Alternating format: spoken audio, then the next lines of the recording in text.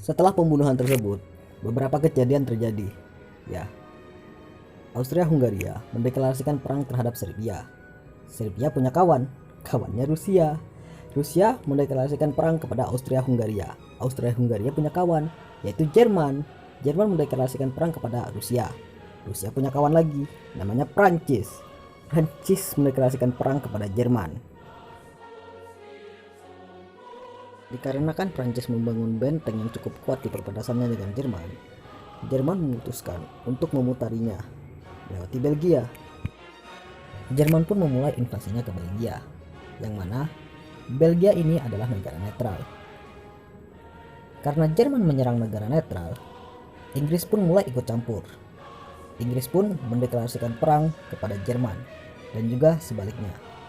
Pasukan Jerman pun berhasil memukul mundur pasukan Prancis dan juga pasukan Inggris, hingga membuat pasukan Jerman sudah tinggal beberapa kilometer lagi dari Paris.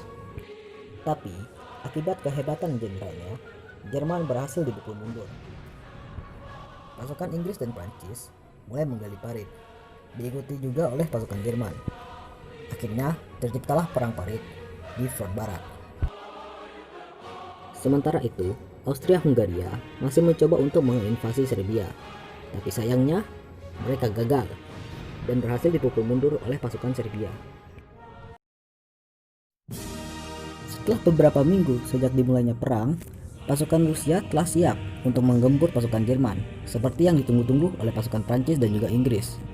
Pasukan Austria-Hungaria yang dipercaya Jerman untuk menahan pasukan Rusia akhirnya berhasil dipukul mundur oleh pasukan Rusia, dan sebabnya Jerman pun mengirimkan pasukannya yang semulanya bertarung di front Prancis. Walaupun Rusia nampaknya berhasil di Austria-Hungaria, namun tidak dengan Jerman mulai memukul mundur pasukan Rusia dengan bantuan Austria-Hungaria. Jadi, ini situasinya. Jerman, Austria-Hungaria sedang berhadapan dengan Inggris, Prancis, dan Rusia. Italia yang semulanya berteman dengan Jerman dan Austria-Hungaria akhirnya berpindah pihak. Sekarang, Italia berada di pihak Inggris, Prancis, dan Rusia. Italia berpindah pihak karena ia dijanjikan tanah jajahan oleh Inggris, dan juga dia dijanjikan akan dikembalikannya tanahnya yang telah diambil oleh Austria-Hungaria. Dan ya, dia berpindah pihak. Ngeselin memang. Jerman dan Austria-Hungaria akhirnya menemukan teman baru, yaitu Kesultanan Turki. Semakin lama mereka bertarung, mereka juga semakin tahu perang ini bukan sekedar untuk mengambil wilayah, tapi juga untuk mengakhirinya secepat-cepat mungkin. Perang Dunia Pertama mulai dijuluki dengan The Great War, sebelum mereka mengetahui itu adalah perang yang pertama. Dan juga itu juga disebut dengan The War to End All War, but in the end it ends nothing. Sekarang tahun 1916, dan ada banyak hal yang terjadi. Kesultanan Turki Ottoman mencoba menginvasi Kaukasus, tapi gagal. Kemudian mereka mencoba menginvasi Mesir, tapi gagal lagi. Setelah itu, gabungan pasukan Inggris, Australia mencoba untuk menginvasi Gallipoli, tapi gagal. Sementara itu, di front barat, pertarungan masih terus terjadi. Pasukan Inggris mencoba menyerang Jerman di Somme. Di Somme, mereka pertama kali menggunakan tank, yaitu Mark IV. Kemudian Prancis mencoba menyerang Jerman di Verdun, dan itu berhasil. Sementara itu, untuk memenangkan perang, Jerman sudah memulai menggunakan gas beracun, dan itu adalah kejahatan perang. Dan Jerman sudah mulai membangun yang namanya U-boat untuk menghancurkan kapal-kapal Inggris yang memblokade jalan perdagangan mereka. Pasukan Turki pun mulai dipukul mundur dari segala arah, di Mesir, di Syria, dan di Kaukasus. Setelah beberapa kali percobaan, akhirnya Austria-Hungaria bisa menginvasi Serbia dengan bantuan dari Bulgaria yang telah kalah di Perang Balkan Kedua. Rusia nampaknya adalah negara yang pertama kali akan keluar dari Perang Dunia Pertama. Itu dikarenakan konflik internal. Lenin yang diasingkan ke Swiss dibawa oleh pasukan Jerman ke Petrograd, dan Lenin pun mengacau. Lenin memulai revolusi tahun 1917, di mana akhirnya pasukan komunis berhasil mengambil alih Rusia. Akhirnya pun Rusia menandatangani perjanjian damai dengan pasukan Jerman. Sementara itu, di front Balkan terjadi perdebatan di Yunani.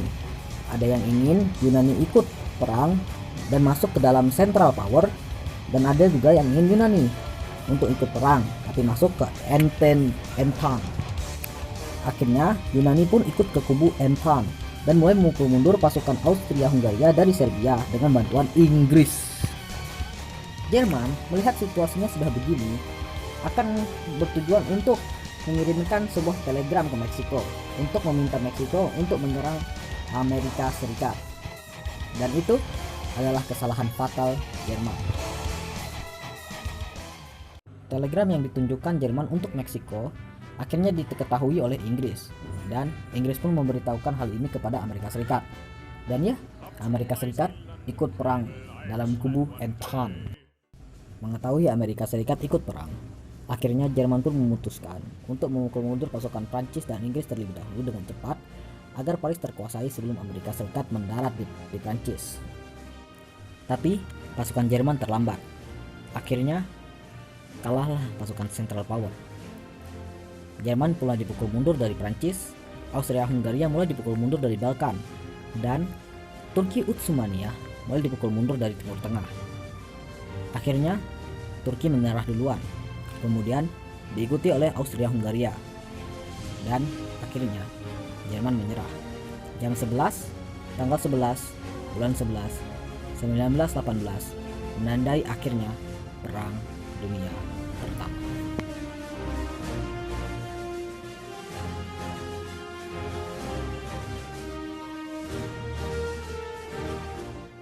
Sementara itu, seorang kopral yang melihat negaranya dihina-hinakan oleh pihak yang menang merasa kecewa dengan negaranya sendiri. Ia menyalahkan Yahudi dan komunis. Dia akan membuat perubahan besar di Jerman, dan dia akan membuat seluruh dunia